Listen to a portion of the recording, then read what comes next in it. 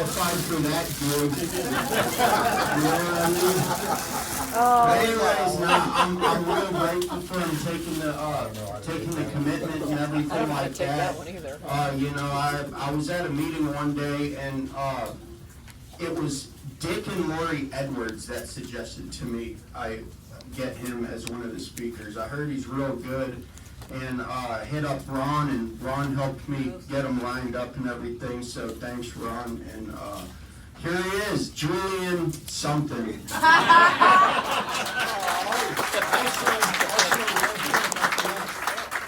Our club has provided complimentary presents for the speakers, you know what I mean? So here's your complimentary present from Cypresswood Group, Julian. We appreciate you.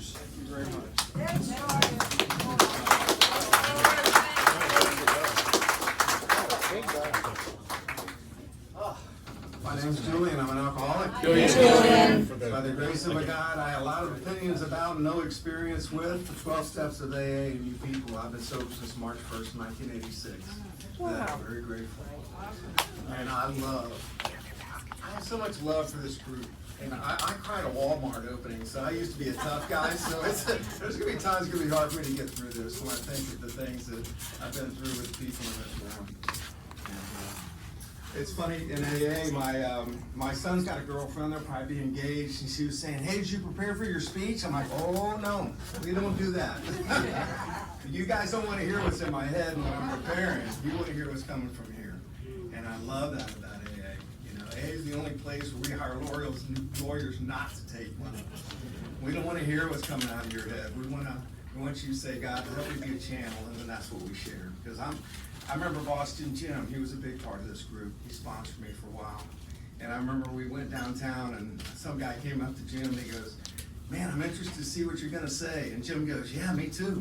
That's really how I feel about this. You have 40 years in AA, there's a lot you could talk about. And it's really interesting to see what God gives you when you get up here and you start talking. So I have so many memories in here. Things that are funny to me, like Ron and I, every time somebody say, anybody want to be recognized, Ronnie and I always look at each other and go like that, right, from somebody out of town. I can remember on a Sunday morning sitting here, and it was going around the room, and one guy's talking about hookers in Amsterdam, and another guy's talking about throwing up on a cop through the screen, and another guy, it's just going around the room like that. We're all dying laughing, and I'm just sitting there going, man, I bet they're not talking about this at Sunday school next door over here, right? We found our God in the basement of the church. I went in the top when I found my God on this deal. And welcome to the only club nobody ever wanted to join, right? So I have so many great memories of people in here like that. So I was driving to Missouri and back, had a lot of time to listen to speakers before I knew I was going to speak. And there was this one that said, controversial AA tape. Like, oh, yeah. I don't want straight up. I want some controversy. And it was interesting. The only thing the guy said says, we have a disease that will kill us. The only thing that can save us is a spiritual experience. And I'm going, well, if that's controversial in AA, I'm pretty controversial figure. You know, and I was told when I get up here, don't tell about Julian's program. Julian's program got into AA. Talk about AA's program. And there's a real responsibility in that. You can see my book I just realized this week it's broken on page 68 because that's where my sponsor sent me about 1,000 times. And I was told that a torn up big book is usually a very healthy person, and a pristine big book might be a pretty broken person. That's what I was told when I was early in AA. Because this is really where the answers are, as far as I'm concerned. So I'm supposed to tell you what it was like, how I got here, and what it's like now. And every alcoholic I know, and it's confusing when you come to AA. You come to AA and we say, man, if you pick up a drink, you're gonna die. And the next thing we tell you is, that's not your problem. That's confusing.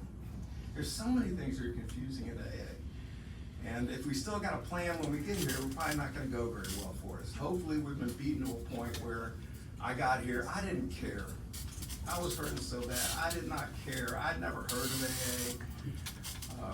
My first AA meeting, I didn't know AA from AAA. That's the truth, right? But that started way before this, and every alcoholic I know, his man just talks about this, the feelings I had before I found a drink. The drink was the solution to this. And man, I was in a lot of pain. I just didn't feel like I fit in anywhere. Even like when I would be very successful at some things, there was always that part of me that goes, man, if they find out who you really are. Always had that kind of stuff. And I remember when I was 13, some of the guys got together, they got like 3 6-packs of beer, and man, that first night I was fighting over the last beer with a guy. I found what I was looking for. It's the first time I had the courage to kiss the girl. She kissed back. This is great. I had the courage to take on the tough guy. You know, I had all of that. I mean, I'd never had that kind of spiritual experience before. Really, until that point, I didn't feel like I'd fit in. And man, when I found this, it worked. And this is the thing about AA, alcohol worked until it didn't. And that's the part that's kind of confusing, you know, for an alcoholic. So I say I tried pot twice, once from about 9th grade to the middle of 10th grade, and once from about 1980 to 1986. That's a part of this. But I came to AA and I said, I'm an alcoholic and then when I started doing the writing, I realized, man, I put all the drugs and everything down for about 4 years. I never put alcohol down. And that's funny, we come to AA with this opinion about our disease, but when you start doing the writing, we start learning about this thing. I didn't know what it was to be an alcoholic. I started getting, like the big book says, I started getting a lot of attention through sports and other things. I was able to put it all down. It says sometimes a relationship or something, you're getting somewhere else, but eventually if you're one of us, it's gonna get you. Man, in college, I went over the hill. I was playing a sport in college, right where I was supposed to be, and I got hurt, and I really didn't want to play the sport anymore, and I didn't have the courage to just go in there and do it, and I went on about a 2-week drunk, walked in the coach and just quit. That's about how I did everything. And I hadn't picked up drugs for years to that point, and then 2 weeks of that, I'm walking and quitting.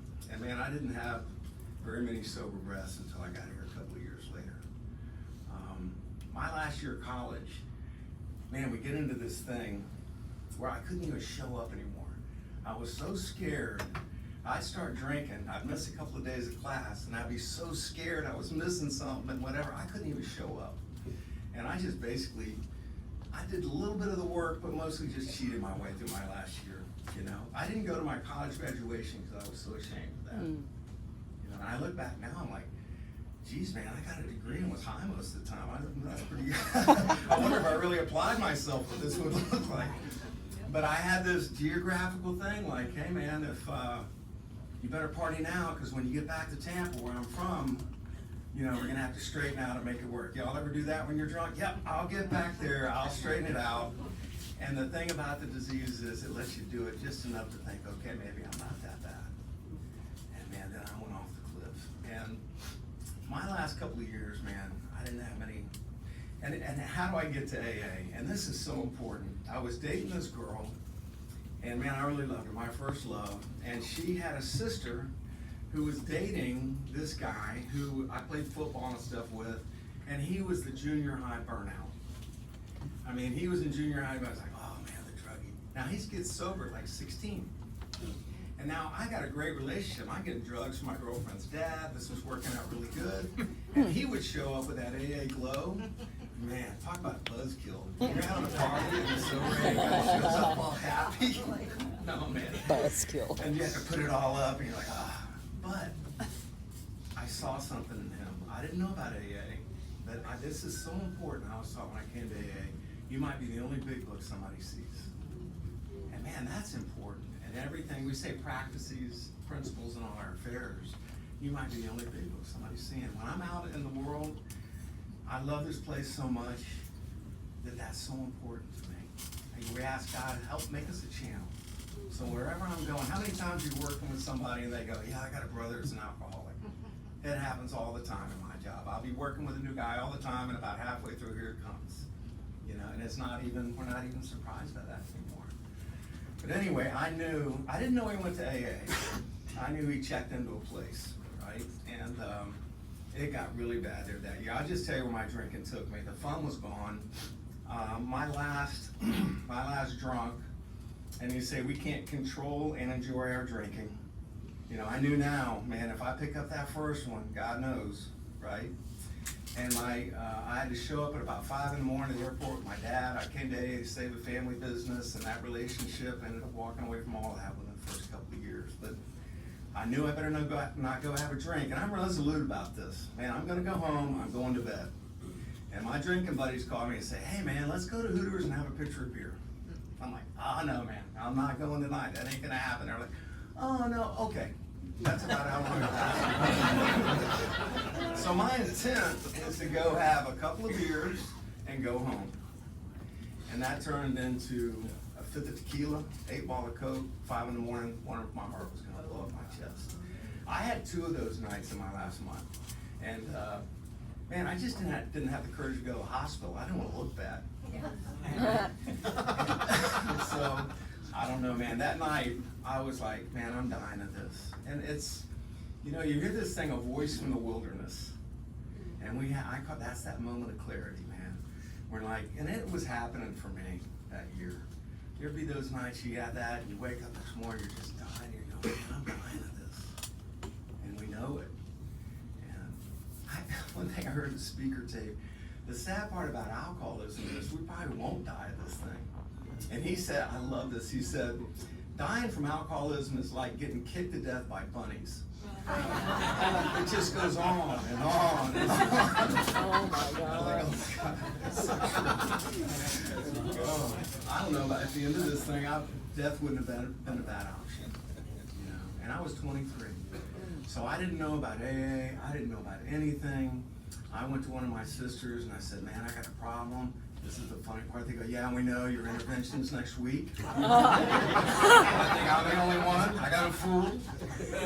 And I went on this trip, and man, that day was the longest day. I'm having to get up and have water so I'm not passing out at the table with my dad's meeting. It's just one of those days where you're just trying to survive the day, right? And I got home a couple of days later, got up that morning, smoked the joint, and my sisters came over. And they're like, okay, we found a place for you to go. And I'm like, oh no, I'm good. And they said, yeah, they said you'd say that. And they said, why don't we just go out and just talk to these people? Just talk to them.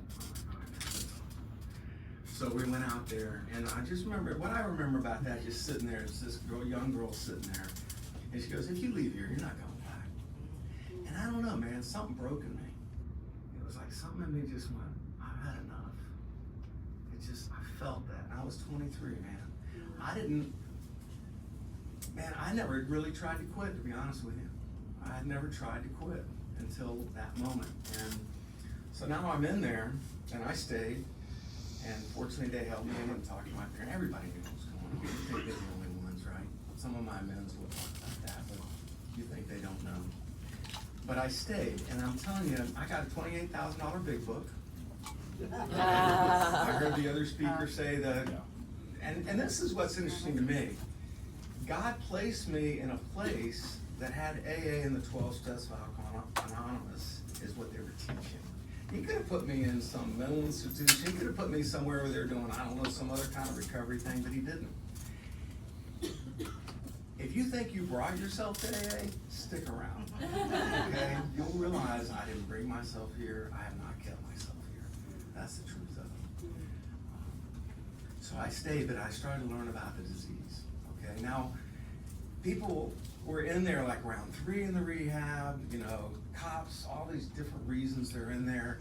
And I'm wandering around. This is what blows my mind. I'm wandering around locked up in a facility, can't leave, for drugs and alcohol, wondering if I've got a problem with drugs and alcohol. That's just, to me, that's bizarre. I'm locked up for this, wondering if I got a problem, right? Now, my mind, and every alcoholic's like this, everybody's too something. Either too rich, too poor, too old, too young, or too something. I promise you, we have an alcoholic mind, right? It's out to kill me. And my mind was, man, I'm too young. I never had a DUI. I never had any. I know now that these are all yes, baby. I mean, the elevator was going down. Hey, there was 3 keys in my apartment one time. If I could have caught that night, I never would have had a shot at AA, okay? But I just remember going, man, I'm too something. And immediately in this thing for me, God started showing up. Because I'd been on a date with that girl I was telling you about. She had a niece or a cousin who had a boyfriend, and we went on a double date one night. And he shows up on a Sunday morning. I know him one time. It was about, well, it was that last night of drinking I told you about. He found out I was in there and comes in there. And I'm like, man, what are you doing here? I don't even know this guy. And he said, Julian, I had a buddy, and I'm thinking I'm not bad enough to be an alcoholic. He said, Julian, I had a friend OD about a month and a half ago. I heard you were in here, and the only reason I came was you looked worse than my friend when I saw you that night. Now, if you would tell a normal drinker, a normal person about this, they'd be going, holy shit. I'm like, yay. I'm like running around telling everybody I'm bad enough to be in the rehab. That's insane, man. But there was something about people are talking about God, talking about this stuff. And immediately I was like, man, you can't make this up. All right? I really heard the elevator's going down, you can get off now. That's what I heard. Everybody's got a different story, man. All my story is, I came to AA for my first meeting, I haven't had another drink. And for that, I'm just super grateful. It has not been easy. Most of the pain I've had has been in sobriety. And it's not easy for anybody, right? But this is definitely the easier, softer way in this deal. I think everybody has a story. I know guys that relapse. When I had about a year, I was like, screw it, you're gonna do it anyway. You'll never be sober the rest of your life. And all this is going on in my head. I'm not telling anybody. And this guy, after the meeting, goes, hey man, let's go to lunch. And we go to lunch. He goes, dude, I came in at your age, went drinking after a year, and here's what happened the next 3 years. Gun under the pillow, jail stuff started. And I left there just going, I just knew God had stepped in. It was happening. Even though I hadn't cleaned house, I hadn't had this spiritual experience that was necessary. Somebody was basically handing me, here's your toolkit. That's what rehab was, right? Now, if you get 5 people in rehab together and go, here's your toolkit, and you guys are just hanging out with each other, it's probably not gonna go very well, right? Because we're all gonna be using a hammer on everything, probably. Nobody's taught us how to use any of this. But I had a kid, and they were talking about spiritual things, and God was showing up like that. I just felt that. I would go to meetings, my head was going so fast, man. The only relief is I would get would be in a meeting. I had about a month. I went to this old timer in AA. I said, hey man, I think I had a spirit. I'm not making this up. I said, I think I had a spiritual experience. And he goes, Julian, describe that. And I described that, and he goes, Julian, that's an anxiety attack. If you could tell that to the normal person. And I just remember going, oh, okay, I guess that's an anxiety. I never had one drunk. I had alcohol. I really believe if you come to AA and you quit drinking and everything gets wonderful, you're in the wrong place. I 100% believe that. Because the drink was a solution to the problem, it was not the problem. Now you've taken my solution away, and now this is really killing me. I went to a ton of meetings. Believe me, I'm all about meetings. I go most days still. I'm just not that tough anymore. One thing about 40 years, I think Danny will tell you, this is the easier, softer way. I'm right in the middle because my tolerance for pain is very low. All right? And I learned about this disease. It centers in the mind. I have a bodily part of this, but if I'm not drinking for a couple of weeks and I go pick up a drink, that has nothing to do with a physical compulsion. That means the disease centers in the mind. And man, the book is so strong with the language. It's like the idea that we're like other people has to be smashed. I am bodily and mentally different from my fellows. And I remember reading that, going, okay, I'm bodily and mentally. Man, the longer you're here, the more you're gonna realize how true that is. This goes deep. My friend Alan, in about a year, he goes, this goes a lot deeper than I thought. I'm like, yeah, no shit, welcome to AA, right? But you gotta do some of the work to even realize what you're dealing with in this thing. It's that powerful. But the disease centers in the mind, and I say this, I am no less an alcoholic today, 40 years later, than I was the first day I came into AA. I have a daily reprieve contingent on my spiritual condition, one day at a time. There's so much in our literature that talks about two-stepping. This can go on for years. My sponsor said if you're just going to tons of meetings and that's about all you're doing, you're just trying to outrun the disease. I'm really not healing from this. I was also told that you can't give away what you haven't got. You don't sponsor somebody until you've gone through the steps. It says, having had a spiritual awakening as a result of these steps. And it's after the 9th step, it says, we've entered the world, now we've entered the world of the Spirit. And we've just making a beginning. This is what I like. It's always just a beginning. But it says, after your first time through the 9th step, now our job is to grow in understanding and effectiveness. This should continue for our lifetime. All this is in the book, but when we read it, we don't read it like that. Or I don't know. When I was new, I'm like, yeah, in 10 years I won't be dealing with this. I gotta get, I'll get sober and then I'll get what I want. Right? How many of us are like that? I didn't. They were saying selfishness and self-centeredness, that's the root of our troubles. And I'm like, yeah, okay, but I'm not really that selfish. And it says that. We're though he usually doesn't think so. I love that. That is me. That is me. And what I love about the group, Bill would always talk about slick talking to him. Man, I love that. And I think with the years I have in AA, Slick's still talking.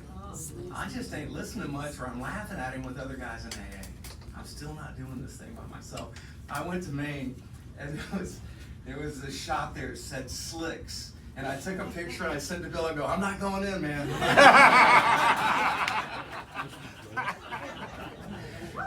That's what makes it fun. So I got a toolkit, have no idea how to use it. I'm having anxiety attacks. It's great to be sober. I remember sitting in my first AA meetings going, man, I will never have fun again. I'm 23, my life is over. This is what I was thinking. And but there was something there, and I would say I started hanging around with old timers very quickly in this. I think that I love meetings. Meetings don't get you well. To me, meetings get you to the men and women that can teach you how to live this way of life. I learned this program at the breakfast room table of my sponsor's house. All right. The first sponsor I got, they said get a sponsor. So I got a guy. He was bringing the meeting into the rehab, man. I didn't know nothing. And we get out and we went to coffee one night after the meeting, and he goes, and I'm like, hey man, I'm talking to old timers. I'm like, when do you do the steps? Like, when do you want to get well? How long do you want to suffer? That was really what they were telling me. All I know is the way I was taught AA, you get to work. You want to get well, get to work, right? That's all I know. If your sponsor's telling you something else, I'm not arguing with them. I just know what was taught me. And these old timers, man, made me very uncomfortable. They could see right through me, man. I knew it. And I remember going to my friend Bill one day and going, Bill, it just hit me, man. Nobody wants anything from me, Bill. It's free. Nobody wants anything. And they were just straight up. He looked at me and goes, Julian, you don't have anything we want. He said, honestly, man, we know all about insanity. You don't know anything about peace and sobriety. Now, if we want that, we'll teach it to you, And they would say things like that. If it wasn't an alcoholic telling me that, I'd be like, F you. But coming from him, it was like, yeah, man, I get it. When I would talk about my program, my sponsor goes, Julian, your program got you to AA. You don't talk about your program. You talk about what's in this. And there's a responsibility in this to learn this. So you're teaching AA's program. But we went out and I asked Ron, we're talking, he goes, yeah, I was sober 10 years, I went drinking. And I've been back like 2 years. I'm like, what? How do you go drinking after you come to AA, right? And so we start talking and he pulls the 5th step out to me and he shows me. He said, Julian, there was a couple of things I was unwilling to share. And he showed me right there. He said, we're not willing to do all of this. We're sure to drink. And he said, they got me. That got me. And I asked him, I said, have you been able to do that since you've been back? And he goes, I haven't been able to do it. I got another sponsor. I'm new in AA, but if you can't teach me, I might only be sober a month, but you can't teach me something you haven't learned how to do. And the cool part of AA was, he wasn't upset with me. Love's not ownership in AA. He's like, man, you find something better than this? That was great. And there's this little Puerto Rican gal with about 13 years who I've been kind of stalking. That old timer that really has what you want. And I call her my spiritual mom. She passed away this year. She got sober in 1970. And man, I asked her to sponsor me, and it changed the whole thing. All right, we got to work. And it was interesting. I met her I started going to this counselor who today, he went to Brown University for seminary. He's got a better education in religion than all of us put together. He found his God in the open meetings of AA. They were working, she and him were working at a rehab together. Here's somebody that dropped out of high school. He's got all this religious stuff, and when they go to a group, everybody was attracted to her.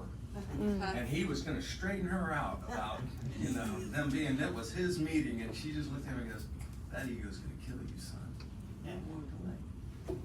That there was something in her, he could see that, right? So I was seeing him, there was me and two other guys, they got sober together.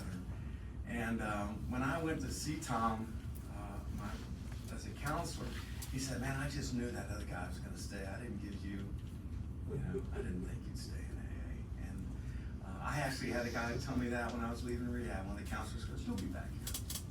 And we talked about this later. This is just the facts. I drove a Mercedes to the rehab. My family had a lot of money. I've got a picture, and it wasn't my money, right? I got a picture a month before I'm getting sober, standing in front of the company airplane with my dad and the Irwin Industries thing, and I'm looking at, I show that to my son, I go, I'm dying in that picture. Yeah. You think you want that? There's not enough of it, I promise you. But anyway, I asked Carmen to start sponsoring me, and the reason I say it is that counselor and I became friends, and I got a funny story I'll get to, but he said, I just didn't think you'd lost enough. Right? And there were a lot of old timers back in the mid-'80s. Man, 10 years was a long time. I remember going to listen to a guy speak, going, man, he's got 10 years. We're like, oh, shit. And, shit, man, you go to my birthday night, there's like 3 of us with 40. And this is the other thing, my closest friends, we got sober from 19 to 26 years old, and I'm the junior guy. And I got sober at 19, that's 56 years now. Knew Lois Wilson.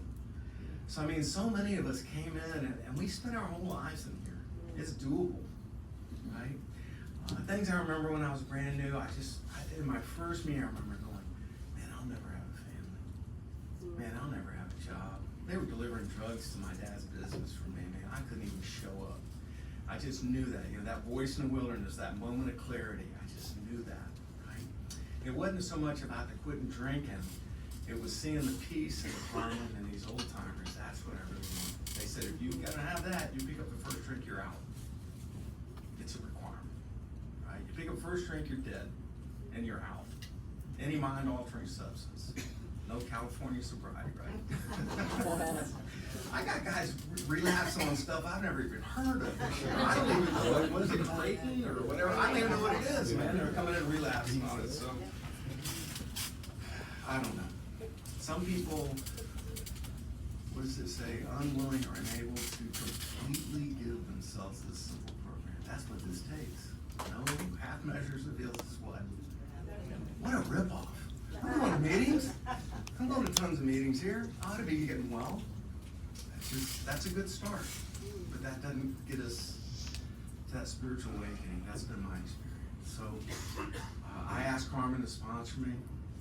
Those 2 other guys, boy, they taught me some lessons. The one guy, he went at about a year to the track with a guy who's told him he was a con man. He took him for like 20 bucks, and that was enough. Screw AA sucks, and take him, the resentment, right? About 3 years later, he called, and you don't go alone. I was taught, we used to do more 12-step calls. The good news about hospitals and rehabs now is, man, you get a lot better help, but the problem is we're not seeing it. We had a drunk guy show up at my meeting, just trashed, and people were upset that there was a drunk guy at the meeting. Well, man, what are you talking about? I need to see that. Right? Some of the 12-step calls I went on my first 10 years saved my life. Saved my life. So, but he called me like 2.5 years later. I hadn't seen him, and we don't go alone. I called a buddy that knew both of them. He showed up. It was not the same guy I knew, man. It was dark. He was looking at the felony now for trying to get his wife through the windshield of the car. It's completely different energy. The other guy, and I have nothing against religion. I watch people that will try to do that and not this. Result, my other best friend got involved in a very Pentecostal thing, and we're sitting in a noon meeting downtown in Tampa. I'll never forget this. And his family had a big law firm. that he was a part of. He was married at this time, 3.5 years, had it all back, right? And we're talking about the fifth step, and he just stands up and starts yelling at us. You ever have somebody you just go nuts at a meeting? Holy shit, right? And he goes, my minister says Jesus heals everything. I don't have to do a fifth step, blah, blah, blah. And he just runs out. And we're like, oh, man, what the hell was that? I went to the country club with my parents that I had let go of, and he was there drunk about a month and a half later. And he walks up to me, and sometimes God just gives you the right word. He comes up to me and goes, we need to talk about how you feel about my drinking. And I just, what came out was, Clay, I'm not thinking about you and your drinking, man, believe me. And when I was 30 years sober, I was thinking about him, I Googled him, and it looked like a Nick Nolte picture from like his 50s. Oh, goodness. So I don't know. Anyway, Carmen got me working. Said she would not sponsor me unless I had a job in AA. I was willing to work the steps. Unity, service, and recovery. She would not sponsor me with that unless I was doing those things. The first time I tried to do a 4-step, and I think the first 3 steps, if you really got 1 and 2, if you still think you can manage your life, what are you doing here, right? I mean, when I got here, it was pretty obvious it wasn't working out very good. And the old timers, when I'd want to argue, I remember they were saying, get on your knees, ask God to help you every day. And I go, I don't know if I believe in that. And they're like, we don't care what you think, man. We don't care how you feel. If you want to get well, what is it, get on the bus, right, Danny? Here's what we do. And I'm like, okay, I'll do it. But I remember him telling me, he goes, man, we don't care how you think or how you feel. Your best thinking's got you to AA. You're committing suicide daily with alcohol, and you're going to tell us you know what you need in your life? And here again, anybody but an alcoholic tells me that, I'm like, F you. And the alcoholics tell me that, I'm like, oh yeah. And then when I want to argue, they'd be going, hey, how's that working out for you? That's the best question. Not too good. I can't even show up. I can't sit down at this point. My first year, man, Carmen passed. We used to tell the guys that I was sponsoring, you should have seen this guy. He couldn't sit down for 5 minutes.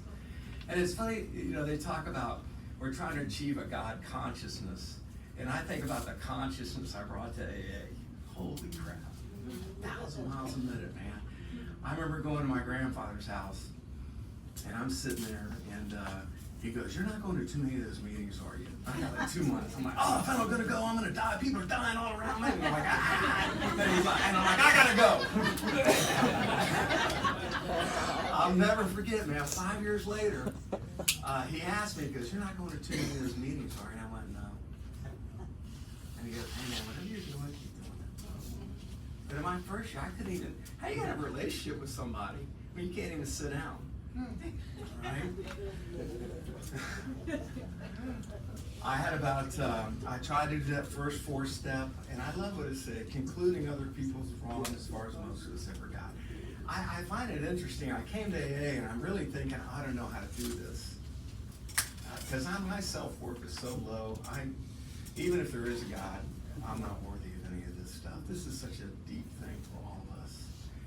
And, I remember coming up on them. But if you really, the first 2 steps, the third step should be pretty easy. And it's not about having a big experience. I have a friend here today we were sponsoring. He really hadn't had any relationship. I said, man, don't use the G word. Well, we don't care. Anything's better than what you've got it turned over to now, right? And I love this about AA. We're not religion. We don't tell you. You come up with that. You define the man or woman God wants you to be in the steps. We don't define that for you.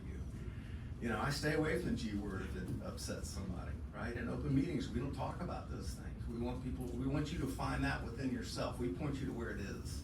We don't tell you, we give you 12 steps on how to get there, but we don't tell you what that is. And I just remember getting to a 3rd step, and I'm not doing anything on the 4th, and I go to this meeting, and this old timer goes, what step are you working on? I go, I'm working on the 3rd step. He goes, how long have you been working on that? I'm like, a month. He goes, nah, you're balking on the 4th step, right? He opens the book. I hate it when they open the book. Because the 3rd steps mean little or nothing unless at once, followed by an effort. And this is the deal. Trust God, clean house, and help others. If we don't clean house, we can't make the connection. I thought I was supposed to not do it. The first time I did it, I went and found some guy and did this big dump. I just showed up. I had no boundaries. I just showed up with him. I need to talk to you. And I just told him all the horrible shit I ever did. They're like, oh. And I'm like, I went to my sponsor. I said, I did a fist step. He said, excuse me? And I told him, and there were some things I was never going to tell. Remember that guy? He told me there was 2 things he wasn't going to tell, and they got him drunk. And man, those were the first things out of my mouth. All right? And so I went to my sponsor. She goes, well, that's good. You got some room now, but believe me, that's not a 4-step. That's an immoral inventory. 4 steps, a moral inventory. This isn't about all the horrible stuff you've ever done. It's giving you some space. That's great. Let's figure out what we want to keep. What's standing in the way of you and God. And that's what the 4th step says. We're discovering things. It means we don't know what they are. I'm just telling you everything I know. I know about all that stuff, but I don't know what's blocking me from you, my God. I have no idea when I get there. You're just screwing me. That's the only thing that happens when I get there. Hey, I don't have a problem with God. If everybody just do what I want, we'd all be good here, right? I love the symptoms of alcoholism: angry, indignant, and self-pitying. Oh, indignant's my favorite. The injustice. I got a friend, Joe and I have a friend, we met him, he came out of a Mexican jail, he's sober about 20 years now. And he said, I used to just love to fight for the woman in the bar. He goes, I didn't know her, but I was standing there. I get that, man. Indignant. Oh, man. So anyway, the first time I did the dump, that's what I call it. The second time I tried it, I took it to my sponsor and he did, man, you did a great job of taking everybody else's inventory. Why don't you take this moment, take yours, wounded deeply. Right, look at all this work, nobody cares. You don't appreciate me. You don't appreciate me is my favorite, by the way, am I right? Love that one. Man, there's my great excuse, Stack Porter. You don't appreciate me. I can do whatever I want to at that point. So then when I sat down and we actually laid it out, it was about the 3rd time where I started discovering these things. It's the first time in my life I've felt forgiveness. I'll be quite honest. My dad, I hate my dad. Now, you can't talk bad about my dad, right? But I was so passive aggressive, like, he's pulling for one team, I'm just pulling for the other. Stick it to him, right?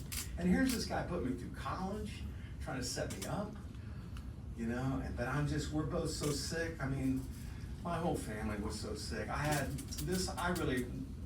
Getting back, I'm kind of bouncing around, but when I was in the 3rd grade, I was the teacher's pet, doing great in school, everything was going wonderfully. My aunt and uncle with their 5 kids were moving down to Tampa to work with my dad. Aunt Polly, I heard, drank a lot, had been to some institutions. I don't know if she was mentally ill or an alcoholic, I don't know. What I do know is she got down there, pulled the trigger, where my mom found her, and her 5 kids moved in with us. And my mom was shut down. Nobody knew how to deal with any of this stuff. Some stuff happened to me the next couple of years. In the middle of that, I had nobody to talk to about. I took all that on myself, when you're a kid. And I can honestly say, I think my family had all this stuff, but those 2 to 3 years set up my foundation based on fear and my view of life. But it was mine. And that's what my friend Bill would tell me. I could blame my dad for this for the rest of my life. But they taught me everything I know, and these are mine now. I chose them. Right? I'm thinking of them. These are mine. You said, you're going to work the steps or keep trying to blame them the rest of your life. It's pretty simple. Right? And when I started working this, I started seeing my part. Man, I'm just sticking it to it. I'm just passive aggressive. Let's turn that off. Apologize. It's my son. I got a good story about that. Family I'll never have. I gotta tell you. Anyway, I just saw that it just hit me like I could see what I was doing to him. This passive aggression, just sticking it to him, just being a little ass, and I realized both of us wanted the same thing, and neither of us had any idea how to get there. His mom was nuts. They sent him to a boarding school when he was 13 out of Harlan, Kentucky, somewhere in Virginia, man. Nobody taught him how to do this. He was an only child. It just hit me. Nobody taught him. He didn't know how to teach me. We both want the same thing. And I got the old timers in the AA saying, this is your responsibility now. This is between you and your God. You're responsible for one thing, and that's your demonstration. Yeah, but, no, not your business, right? The list of fears, man, it was so big. Fear of everything. The sex list is not about who you had sex with. All right, I love that when somebody shows up with a fifth step. Here's who I had sex with. It's not about that. Congratulations.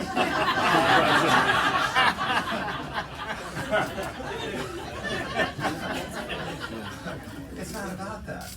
I'm sponsoring a guy now, a priest, just can't stay sober. I don't think he's ever had sex with anybody, so it's definitely not. What it's about is, what's the fear surrounding this? How am I hurting myself? How am I hurting other people? How am I arousing jealousy and hurt other people? This is what it's about. It's not about the sex. It's about the damage I'm doing to myself and others. I'm treating you like a piece of meat and me like a piece of meat. I have no care of the God in you or the God in me. I didn't even know that was in me. My sponsor at 6 months or 3 or 4 months in the beginning, she would have me look in the mirror and go, I love, like, and appreciate the Christ in you. Christ wasn't Jesus, it was just, that was the word for the light for her. And man, it was so hard to do that. She goes, you don't even know who you are, man. That's who you are. You're not this. And this is the whole thing for me, what I believe the power of this, the whole power of the 12 steps, until the 12 steps, every drunk dies drunk. And I'm sure you read the story about the guy that goes and spends a year with Carl Jung, the greatest mind, it's all in the big book. Guy gets drunk on the way home. He goes back to Carl Jung and goes, what did I do? What can I do? And Carl Jung told him the greatest thing he could have told him. He says, I can't help you. You need to be locked up or that's it, you're drunk. This is the beginning of time, drunks die, can't help you. Until the 12 steps, nobody could get out of here and into here. And it was neat, Bill started writing letters with Carl Jung later, and Carl would say, I always knew with an alcoholic, it was this God-shaped hole.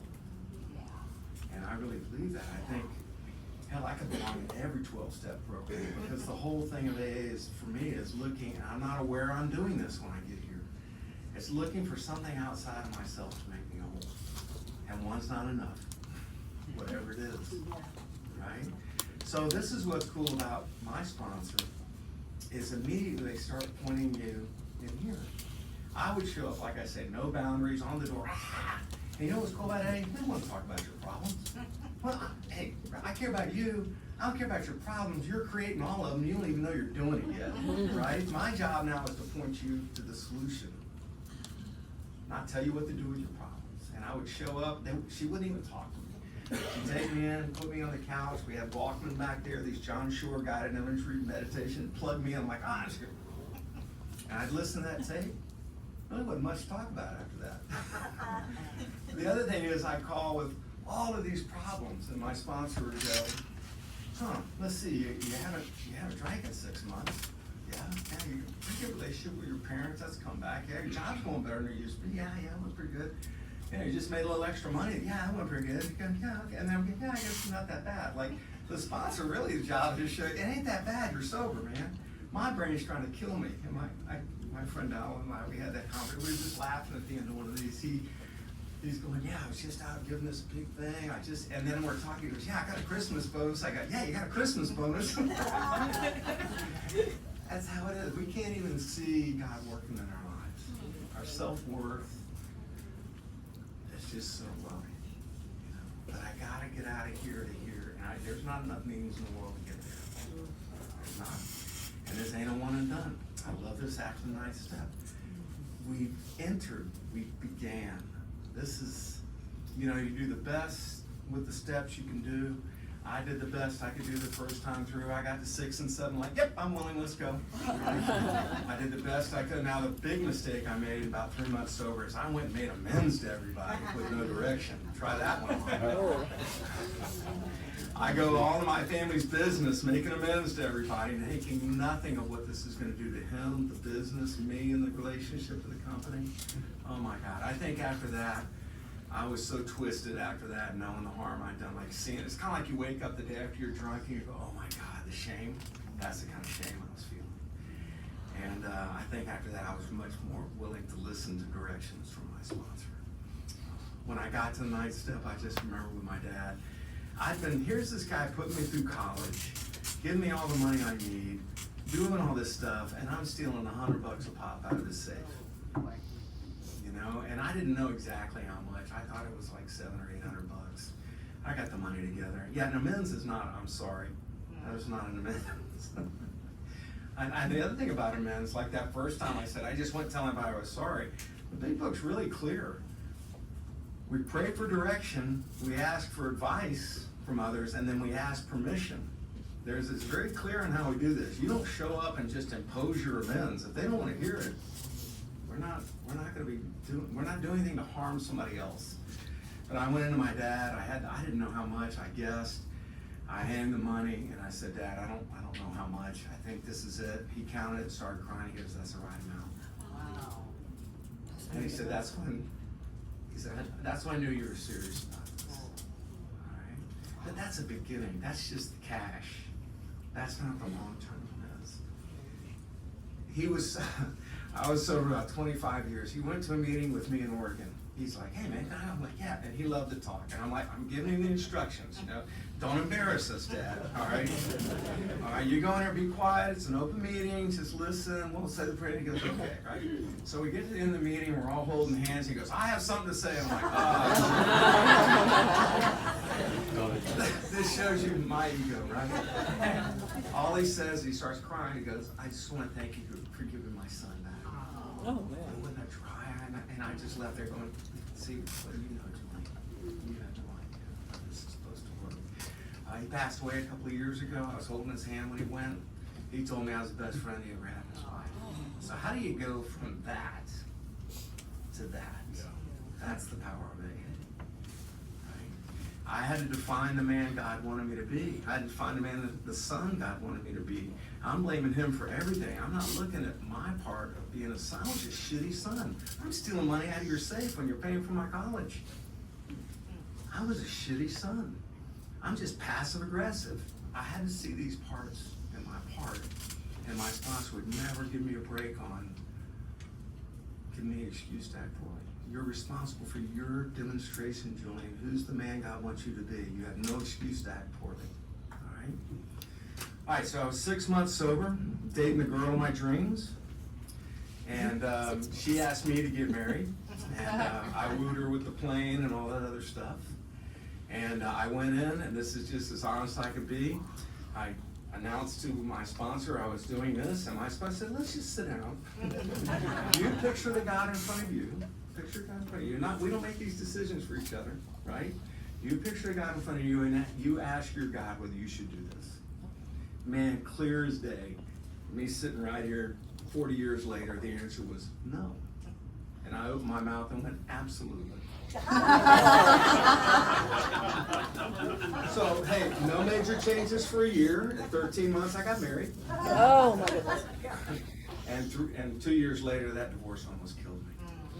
Almost killed me. I think about, man, my second and third year, I think about how arrogant I was. I had the answers, man. Now I've got this big job. I married this hot girl. Man, things are there. And man, if you feel like crap, you're not doing it right. Isn't that great? You love that when you're drunk. Somebody just wants to, we're using the hammer for the tool. Go beat on them enough, maybe they'll get sober, right? That doesn't change any of this. But man, she actually got this modeling job in Paris out of nowhere, man. She goes over there. I thought everything was great. Comes back, says I'm out. So it'd be like you pulling a gun and shooting me right now. I had no idea it was coming. It jacked me up so bad that I ended up losing my job. I'm a pilot. You couldn't put me in the front of your plane that year, man. I wouldn't have, right? I ended up running over my own dog 2 weeks later. Oh. It's like a country music song, man. And I'm dying sober. I've never had pain like that. And it was really weird. It was like, man, I'm going long. This is happening fast. It was really weird that it just, I don't know. I'd never been in pain like that. My sponsor goes, and I was thinking about, there were 3 options. Pull the trigger, take a drink, or hope AA works. And I remember my sponsor walked up, she goes, You kill your body, you're not getting out of this pain. This is spiritual pain. And then I had a picture of me going, bam, going, oh shit. I went to a state convention. They asked me to speak. I said, and she said, you're either going to do the work or you're going to get this again. I went to this thing and I shared. I said, suicide was an option. It was that painful. And this guy came up afterwards and he says, I need to talk to you. And my sponsor kind of stepped in and said, he's going through his 6th sober divorce, and the only reason he came was not to pull the trigger. So here I'm having this conversation. You can do the work and get it again. And she's asking him, she's like, have you worked with your sponsor? Have you done this stuff? He goes, no, don't drink and go to meetings. And it was clear. It's like, you want this? Wow. Other big time for me, I went to Boston. Man, the perfect sponsor at perfect places. I did a lot of work on all that stuff. I met my wife today. And man, when my first wife left, I would have done anything to get her back. Man, I was just like totally codependent. They talk about the world as people dominating us. Man, I understand that. That's all I can think of. I did a lot of work. I met my wife today. We've been together 35 years, 34 years. And we kind of get together, and I got a picture showing somebody. I didn't trust myself, so I brought my sponsor to Boston. My wife calls this the interview. She spent a weekend with my one sponsor there, her and my wife, and my wife got the blessing.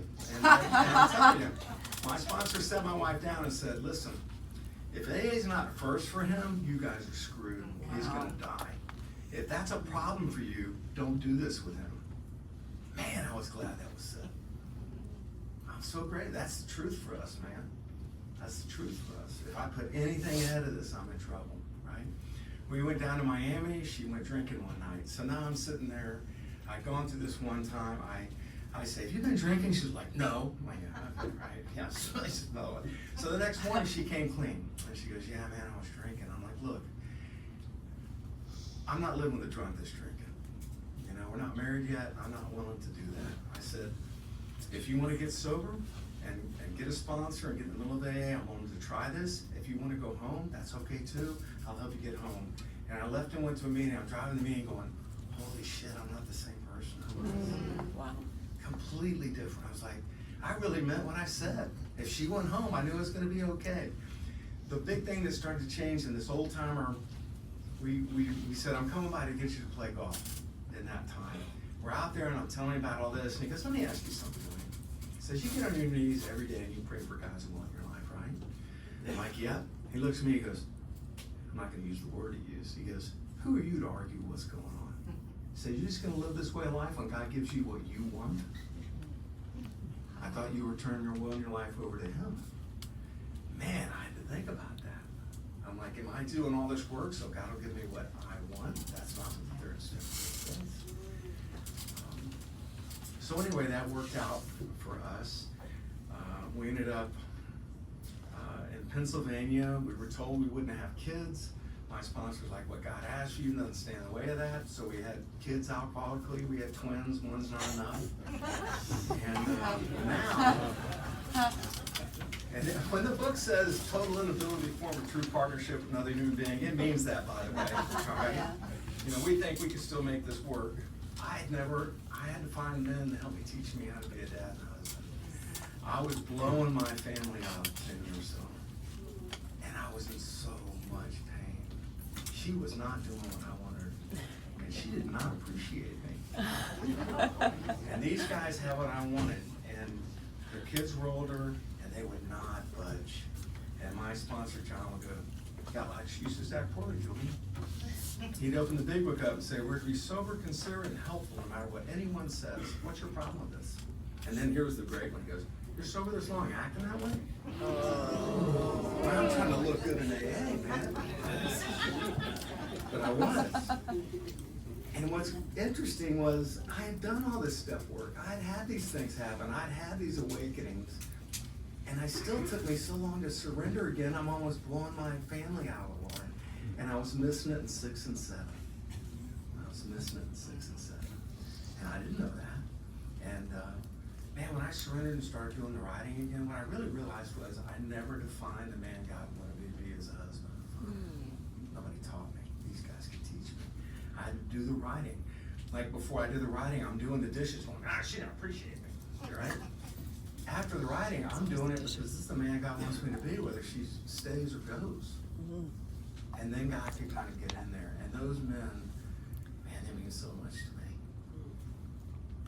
This week, I'm a pilot, and I train pilots, and my son got hired at United, and I got to fly the first 3 days. Awesome. So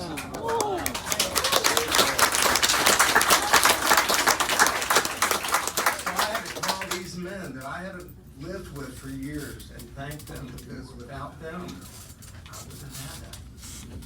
Right? And I'm still and I'm not trying to present something I'm not. I was having the out loud argument with the guy that wasn't in the truck last week. I'm not trying to present. The difference today is I call my friend Dave and I go, Dave, I'm screaming at the guy that's not in the truck. He goes, oh yeah, I did that yesterday. And now we're talking about it. We kind of and we ask God, please remove this fear from me. I really understand there's a lot more I could tell you, but I really understood. Like, I just cannot have an excuse to act poorly. I got sick of making amends 10 years sober. I got sick of making amends. I have these feelings today, but I do so much better not acting on them. And they say in the book, the first thing we have to learn is restraint of pen and tongue. That took me about 10 years, so I'm a very good quick learner, right? And I don't know, one thing I have to watch out for is Sandy Beach, Danny, we were friends, and Sandy used to say, I'm on a really good stretch. Now, a year and a half ago, when they were screwing my kid, and that when you're kind of right and you're angry, oh, that's the worst. Oh, yeah. Oh, indignant, I love that one.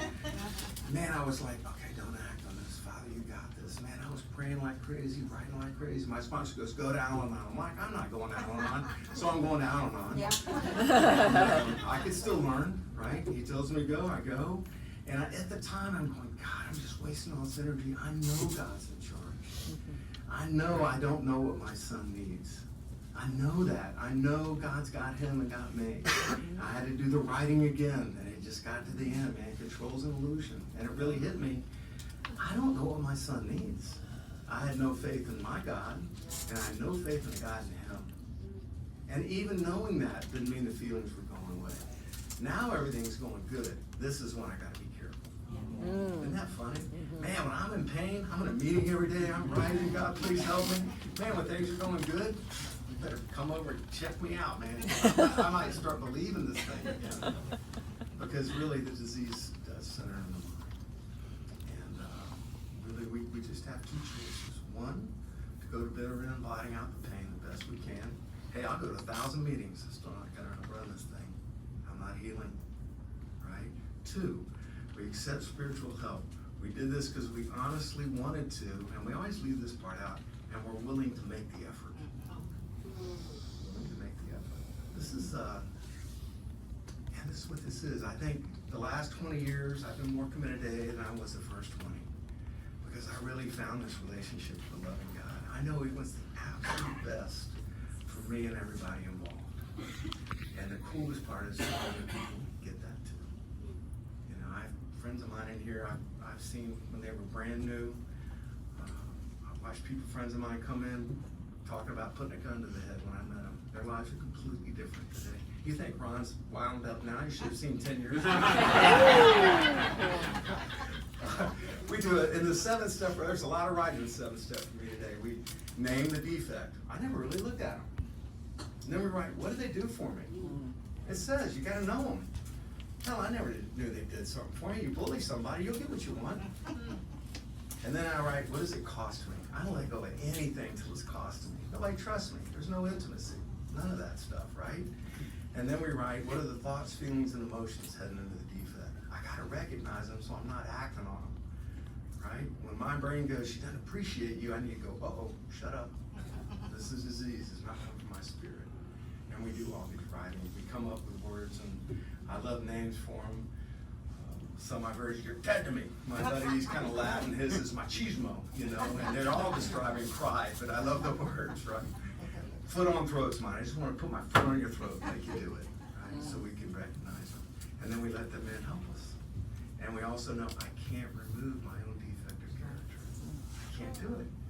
But it says, God, take all of me, good and bad. I don't get good, and then God does something for me. Take all of me, man. And that's what's really cool in AA, when you get to the point where, take all of me, man. Just put me where you want me. You know? And I'll say this and shut up.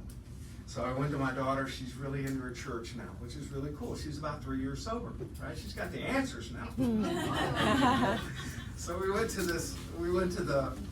her minister preached about reliance on God. I'm like, oh my God, this is it. Faith is totally different than reliance. I have all the belief in the world, no reliance, right?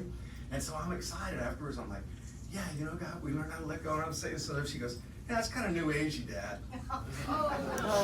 My first thought is, I've been sober 40 years in AA, my God. I've been meditating for 40 years. You know how much work I did? And I went, oh shit, shut up.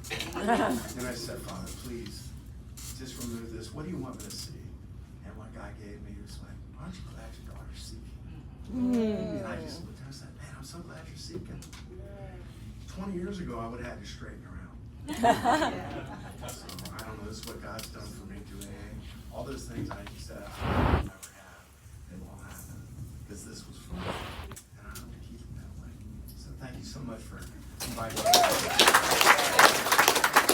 me.